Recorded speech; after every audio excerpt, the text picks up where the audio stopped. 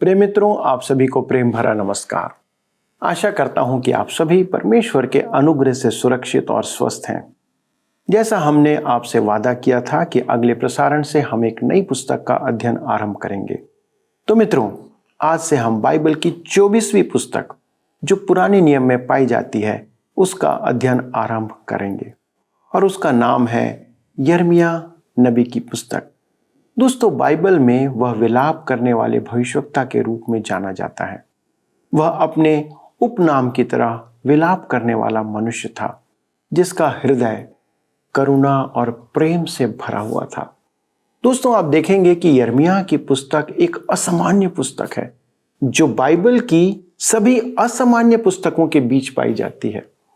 दोस्तों, यिर्मयाह भी एक असामान्य भविष्यवक्ता इसलिए है क्योंकि परमेश्वर ने सीधे उससे संवाद किया और अपने वचन उसके द्वारा लोगों तक पहुंचाए। यिर्मयाह इसलिए भी असामान्य नबी था क्योंकि पराये राजाओं ने भी बंधुआई के बीच उसका मान बनाए रखा। दोस्तों, कहने को तो बहुत कुछ है, पर चलिए देर ना करते हुए हम इस भविष्यवाणी की पुस्तक का, जो कि एक अद्भुत पुस्तक है, इसका अध्ययन आरंभ करते हैं। मित्रों, आज हम अपने अध्ययन में आगे बढ़ते हुए नई पुस्तक यिर्मयाह की पुस्तक से अपने अध्ययन को आरंभ करेंगे। सबसे पहले हम देखेंगे परिचय।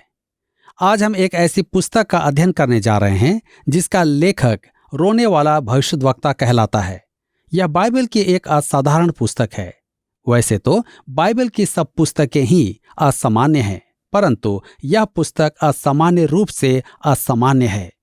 भविष्यद्वक्ता प्रायः अपनी पहचान प्रकट नहीं करते थे, परंतु यिर्मयाह एक ऐसा भविष्यद्वक्ता है जिसकी यह पुस्तक आत्मकथा स्वरूप है। इसमें उसने अपने इतिहास को प्रकट किया है।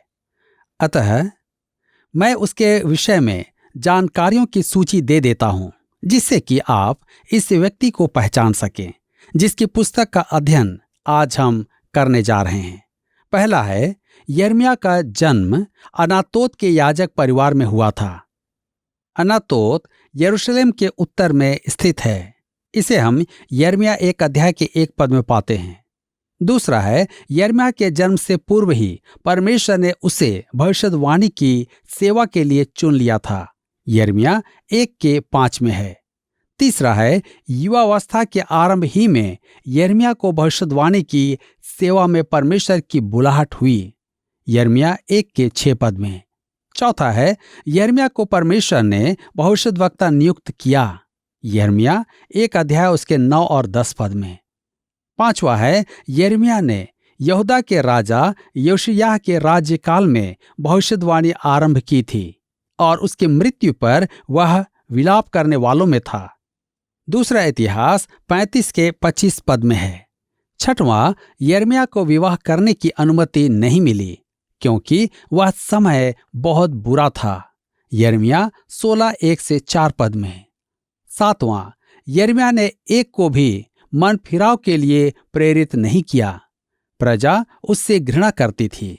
यिर्मयाह 11 उसके 18 से 21, 12 के 6 पद, 18 अध्याय के 18 पद। उसे मारा पीटा गया और काठ में जकड़ दिया। यिर्मयाह 20 उसके 1 से 3 में। उसे देशद्रोही घोषित करके बंदी गृह में डाल दिया गया था। यिर्मयाह 37 उसके 11 से 16 पद में। आठवां है, यिर्मयाह का संदेश उसके लिए ही हृदय विदारक था। यिर्मयाह 9 के 1 पद में। नौवां, यिर्मयाह भविष्यवाणी की सेवकाई त्यागना चाहता था परंतु परमेश्वर ने स्वीकार नहीं किया। यिर्मयाह 20 उसके 9 पद। 10वां, यिर्मयाह ने यरूशलेम का विनाश और बेबीलोन द्वारा यहूदा वासियों को बंदी बनाकर ले जाते देखा। बेबीलोन के सेनापति ने उसे स्वदेश वापसी की स्वतंत्रता दी थी। जब बंधुआई से बचे यहूदी मिस्र भाग जाना चाहते थे तब यिर्मयाह ने उन्हें रोकने का प्रयास किया था। यिर्मयाह 42 उसके 15 से 43 के 3 पद तक। परंतु उन्होंने उसे ही मिस्र जाने के लिए बाध्य किया। यिर्मयाह 43 उसके 6 से 7 पद। वहीं उसकी मृत्यु हो गई। प्रथाओं के अनुसार बचे हुए यहूदियों ने उसे पत्थरवाह कर दिया था। मेरे मित्रों, यिर्मयाह एक आकर्षक व्यक्तित्व रखता था। मैं उसे परमेश्वर का रोने वाला शिशु कहता हूं।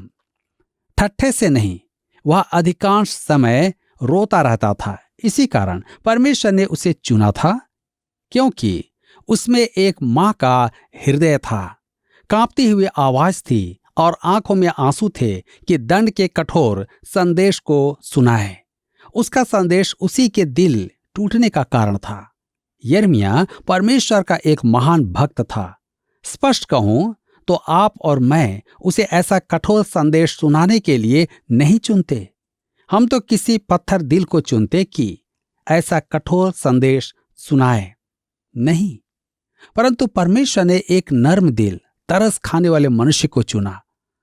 सामंत मकाली ने यिर्मयाह के बारे में कहा है, इससे अधिक दर्दनाक परिस्थिति और क्या हो सकती है कि एक महापुरुष अपने देश की दुर्दशा की सदा उपस्थित पीड़ा को देखने के लिए छोड़ दिया जाए, कि उसके उजाड़ होने से पूर्व उसकी संज्ञाहीनता और मूर्खता की बातों को सहन करे और जीवन के लक्षणों का एक एक करके विलोप होना तब तक देखे जब तक कि शिथिलता, अंधकार और भ्रष्टाचार ही शेष रहे। यिर्मयाह की सेवा और दशा ऐसी ही थी। वह खड़ा खड़ा अपनी प्रजा को बंधुआई में जाते देख रहा था। डॉक्टर मूरहेड ने कहा, यह यिर्मयाह के हिस्से में था कि वह उस समय भविष्यवाणी करता था जिस समय यहूदा अंतिम दुखद विनाश की ओर बढ़ रहा था, जिस समय राजनीतिक उत्साह अपनी चरम सीमा पर था, जब विभिन्न समूहों में बुरे से बुरा मनोवेग प्रबल था और विनाशकारी समितियां मानी जा रही थी। वही तो था जो अपने देश के विनाश के मार्ग में खड़ा था कि उन्हें रोकने की वीरता का प्रयास करे, उन्हें लौटा लाए और असफल हो और रुक कर एक ओर हो जाए, तथा जिनसे वह मां की सी ममता रखता था उन्हें विनाश में गिरता देखे। मेरे मित्रों, आज जिस युग में हम वास करते हैं वह भी यिर्मयाह के युग का सा ही है। हम चांद पर जा चुके हैं, हमने परमाणु हथियार बना लिए हैं, परंतु हम विनाश की ओर अग्रसर हैं। हमारे पास विशेषज्ञ हैं जो उत्थान और समस्या उन्मूलन के सुझाव देते हैं। परमेश्वर परिदृश्य से पूर्ण रूपेण बाहर है।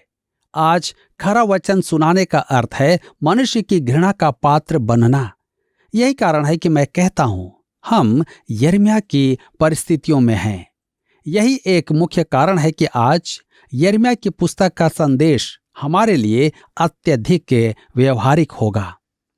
किसी और ने कहा है, वह एलिय्याह की नाई सामर्थी तो नहीं था, यशायाह के समान एक अच्छा वक्ता तो नहीं था, और यहेजकेल की तरह परम भक्तिमान नहीं था। वह तो भीरू, चेतन मन की तरह असहाय था, ऐसे प्रेम और सहानुभूति का लालसा करने वाला था जिसे वह कभी न जान पाया। ऐसा था यह साधन जिसके द्वारा परमेश्वर ने एक भ्रष्ट एवं पतित राष्ट्र को अपना संदेश दिया।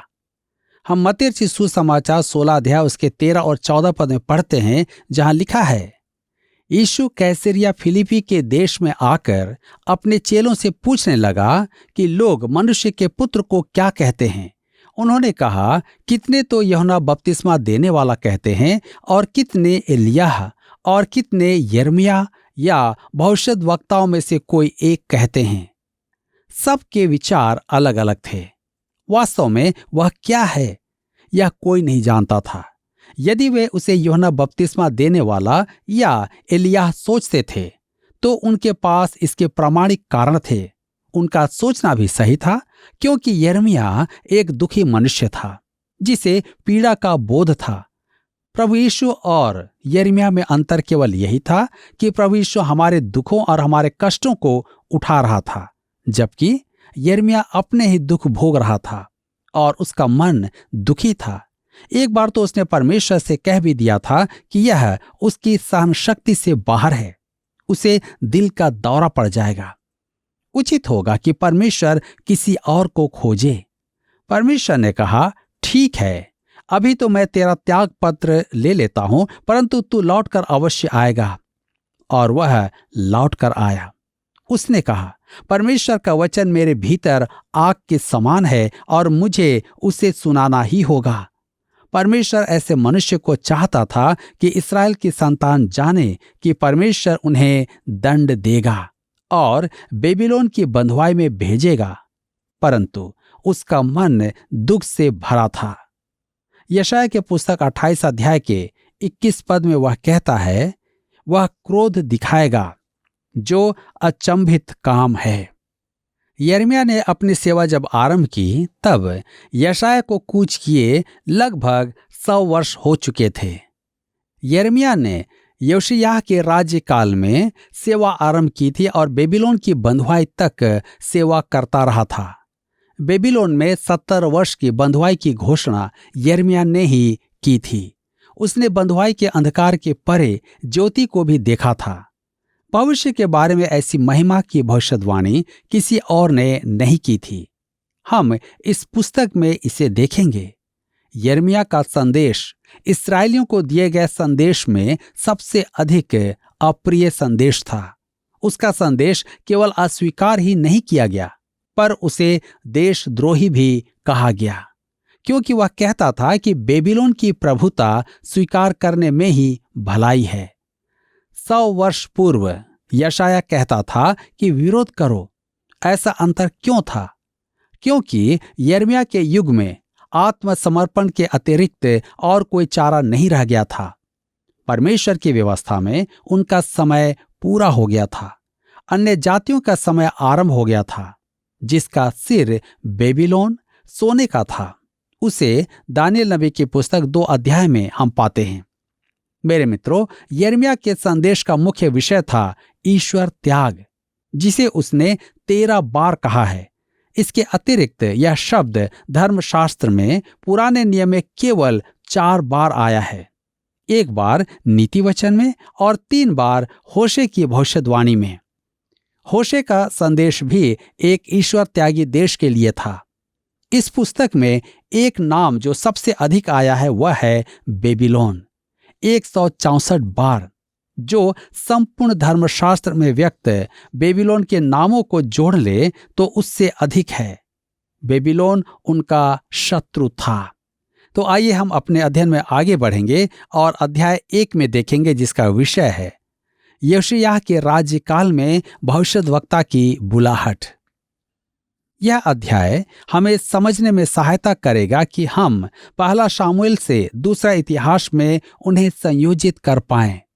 ये 4 पुस्तकें इतिहास की गाथा हैं, जो उसी युग का इतिहास है, परंतु हग्गै, जकर्याह और मलाकी ने बंधुआई के बाद भविष्यवाणी की थी और उनका समय वह था जब एज्रा और नेहमिया देश में सुधार कर रहे थे।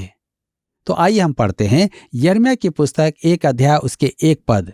लिखा है, हिल्किय्याह का पुत्र यिर्मयाह, जो बिन्यामीन देश के अनातोत में रहने वाले याजकों में से था, उसी के ये वचन हैं।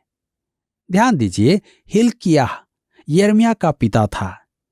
हिल्किय्याह वही महायाजक था जिसने योशिय्याह के युग में व्यवस्था की पुस्तक की खोज की थी और योशिय्याह के पुत्र के युग में जागृति आई थी।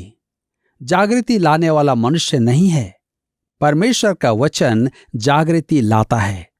कलीसिया में जब जब जागृति आई है, तब तब परमेश्वर का वचन ही कार्यकारी रहा है। निस्संदेह परमेश्वर मनुष्य को साधन बनाता है, परंतु स्रोत परमेश्वर का वचन ही होता है।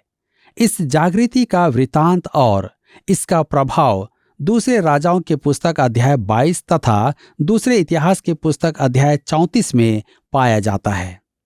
मेरे मित्रों, यिर्मयाह का जन्मस्थान अनातोत था, जो यरूशलेम के उत्तर में कुछ ही मीलों की दूरी पर था।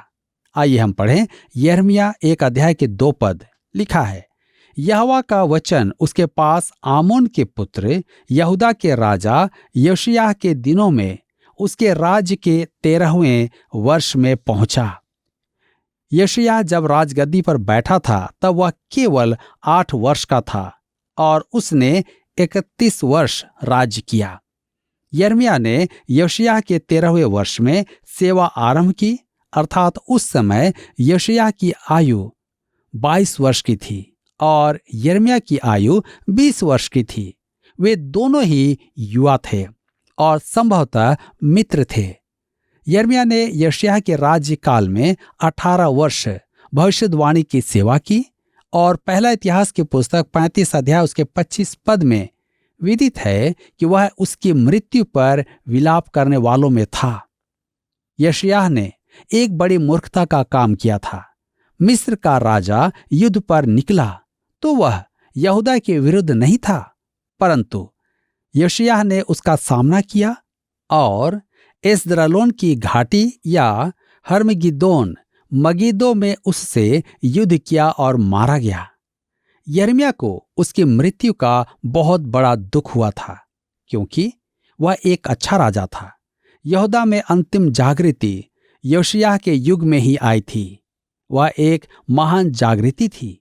यिर्मयाह अपने अंतर्दृष्टि में देख सकता था कि यशायाह के बाद देश अंधकार में डूब जाएगा और बेबीलोन की बंधुआई के बाद ही उभर पाएगा। यिर्मयाह 1 अध्याय उसके 3 पद में लिखा है, इसके बाद यशायाह के पुत्र यहूदा के राजा यहोयाकीम के दिनों में और यशायाह के पुत्र यहूदा के राजा सिदकिय्याह के राज्य के 11वें वर्ष के अंत तक भी प्रकट होता रहा, जब तक उसी वर्ष के 5वें महीने में यरूशलेम के निवासी बंधुआई में ना चले गए। मेरे मित्रों, यह पद और इसके पूर्व का पद हमें यिर्मयाह के सेवा काल का उचित समय दर्शाते हैं। यशायाह के राज्यकाल के 13वें वर्ष से यरूशलेम के बंधुआई में ले जाए जाने तक। यहूदा को बंदी बनाकर ले जाते समय नबूकदनेस्सर ने यिर्मयाह को स्वतंत्रता पूर्वक स्वदेश में रहने की अनुमति दी थी। यिर्मयाह की पुस्तक 39 अध्याय 11 से 14 पद में हम पाते हैं, बेबीलोन के राजा नबूकदनेस्सर ने अंगरक्षकों के प्रधान नबूजरदान को यिर्मयाह के विषय में यह आज्ञा दी, उसको लेकर उस पर कृपा दृष्टि बनाए रखना और उसकी कुछ हानि न करना। जैसा वह तुझसे कहे वैसा ही उससे व्यवहार करना। अतः अंगरक्षकों के प्रधान नबूजरदान और खोजों के प्रधान नबूसजदान और मंगों के प्रधान निर्गल सरेलेर, ज्योतिषियों के सरदार और बेबीलोन के राजा के सब प्रधानों ने लोगों को भेजकर यिर्मयाह को पहरे के आंगन में से बुलवा लिया और गदल्याह को, जो अहीकाम का पुत्र और शापान का पोता था, सौंप दिया कि वह उसे घर पहुंचाए। यिर्मयाह प्रजा के साथ बेबीलोन जाना नहीं चाहता था, क्योंकि उन्होंने उसके संदेश को तुच्छ जाना और उसकी भविष्यवाणी के अनुसार वे बंदी बनाए गए। क्योंकि नबूकदनेस्सर ने उसे चुनने की स्वतंत्रता दी थी, इसलिए उसने बचे हुओं के साथ यरूशलेम में रहने का चुनाव किया। परंतु इन बचे हुए नागरिकों ने यिर्मयाह को लेकर मिस्र पलायन किया। यिर्मयाह मिस्र में भी परमेश्वर का वचन सुनाता रहा। दूसरा इतिहास यिर्मयाह की पुस्तक अध्याय 36 के वृतांत के रिक्त स्थान की पूर्ति करता है। यिर्मयाह ने यहोआहाज का विवरण नहीं दिया है। वह योशिय्याह का पुत्र था। उसने केवल 3 महीने ही राज्य किया और उसे मिस्र के राजा ने हटाकर उसके भाई एलयाकीम को गद्दी पर बैठाया और उसका नाम यहोयाकीम रखा। उसने 11 वर्ष राज किया। यिर्मयाह ने उससे कहा था कि वह नबूकदनेस्सर से विद्रोह न करे, परंतु उसने यिर्मयाह की सलाह न मानी और परिणाम यह हुआ कि वह बंदी बनाया गया और बेबीलोन ले जाया गया। एलयाकीम को हटाकर बेबीलोन के राजा ने उसके भाई यहोयाकीन को यरूशलेम की राजगद्दी पर बैठाया। उसने 3 महीने और 10 दिन राज किया। उसका भी उल्लेख इस पुस्तक में नहीं है, क्योंकि उसका नाम मात्र ही राज्य था। नबूकदनेस्सर उसे भी बेबीलोन ले गया। अब यहोयाकीन के पिता का भाई सिदकिय्याह राजगद्दी पर बैठाया गया। उसने भी नबूकदनेस्सर से विद्रोह किया। परिणाम स्वरूप नबूकदनेस्सर ने आकर यरूशलेम को ध्वंस किया और सिदकिय्याह की आंखें निकलवा दी और उसके पुत्रों की गर्दनें कटवा कर सिदकिय्याह को बेबीलोन ले गया। सुनने में यह सब पाश्विक लगता है, और था भी। परंतु हम यह ना भूलें कि नबूकदनेस्सर यरूशलेम के साथ अत्यधिक धीरजवंत था। वहां के निवासियों ने यिर्मयाह द्वारा दी गई परमेश्वर की चेतावनी पर ध्यान नहीं दिया था। मेरे मित्रों, यिर्मयाह बचे हुओं के बीच अपनी सेवा करता था। जब वे उसे मिस्र ले गए तो वहां भी मरने तक उसने सेवा की। यहां हम देखते हैं कि यिर्मयाह के जीवन के दो मुख्य गुण थे, रोना और अकेलापन। उसकी सेवा की ये दो पहचान हैं। यिर्मयाह की पुस्तक 1 अध्याय के 4 पद में लिखा है, तब यहोवा का यह वचन मेरे पास पहुंचा। यहोवा का वचन यिर्मयाह के पास पहुंचा। मैं इस बात पर अधिक बल नहीं दे पाऊंगा। यदि आपको रुचि ना हो तो अपना टीवी बंद कर दें, क्योंकि इसमें आपके लिए संदेश नहीं है। यह परमेश्वर का वचन है और मैं आपको बता नहीं सकता कि यह वचन कैसे यिर्मयाह के पास पहुंचा। सच तो यह है कि वह पहुंचा और हमारे लिए अब परमेश्वर का लिखित वचन है। जी हां, आज समय है कि हम भी परमेश्वर के वचन को सुने और उसे मानें। क्या आज आप इसे मानने के लिए तैयार हैं? परमेश्वर आज के इस अध्ययन के द्वारा आप सबको आशीष दे। दोस्तों, आपने देखा कि यिर्मयाह परमेश्वर की नजरों में ही नहीं पर दूसरे राजाओं की दृष्टि में भी एक विशिष्ट मनुष्य था। आज हर एक मनुष्य विशेष होना चाहता है। हर कोई चाहता है कि उसका नाम लोगों में सर्वमान्य हो। पर आप जानते हैं कि जब आप परमेश्वर को अपने जीवन में प्रथम स्थान देते हैं, तब आपका मान न केवल परमेश्वर के सन्मुख पर संसार के लोगों के मध्य में भी महान होता चला जाता है। दोस्तों, प्रभु यीशु मसीह ने पहाड़ी उपदेश में कहा था कि धन्य है वे जो मन के दीन हैं, क्योंकि वे पृथ्वी के अधिकारी होंगे। यिर्मयाह के जीवन में एक बात थी कि वह परमेश्वर से और उसके लोगों से प्रेम करता था। उसके मन में उनके लिए चिंता और करुणा थी। वह उन्हें बचाना और सुरक्षित रखना चाहता था। दोस्तों, आज जब संसार को आप देखते हैं तो क्या आप उनके प्रति करुणा से भर जाते हैं? क्या आपको नाश होते हुए लोग दिखाई देते हैं? पितृ संसार के लोग बिना परमेश्वर को जाने नाश होते जा रहे हैं और आप और मैं सिर्फ बैठे हुए इन बातों को देख रहे हैं। यदि आपके हृदय में लोगों के लिए करुणा और दर्द है तो आप उन्हें नाश होते हुए कभी नहीं देखना चाहेंगे। आप उन्हें परमेश्वर का वचन सुनाएंगे। आपका और मेरा यही काम है, मेरा यही कर्तव्य है। दोस्तों, यदि आपके मन में वह करुणा नहीं है तो आज परमेश्वर से वह हृदय मांगे, वह दृष्टि मांगे, वह दृष्टिकोण मांगे जो देख सके और उसके बाद लोगों का परमेश्वर का वचन आप सुनाएं। आइए हम यिर्मयाह के समान लोगों के लिए विलाप करने वाले विश्वासी बन जाएं और परमेश्वर को महिमा प्रदान करें। आइए प्रार्थना करें। हमारे स्वर्गीय पिता, हम धन्यवाद देते हैं आपके इन पवित्र वचनों के लिए जो हमारे हृदय में आज डाला गया।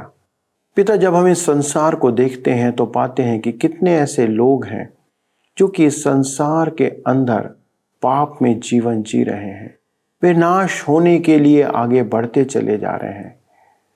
पिता, आपने हमें इस संसार में रखा है कि आपका वचन, आपकी शिक्षाएं लोगों तक पहुंचाए जाएं।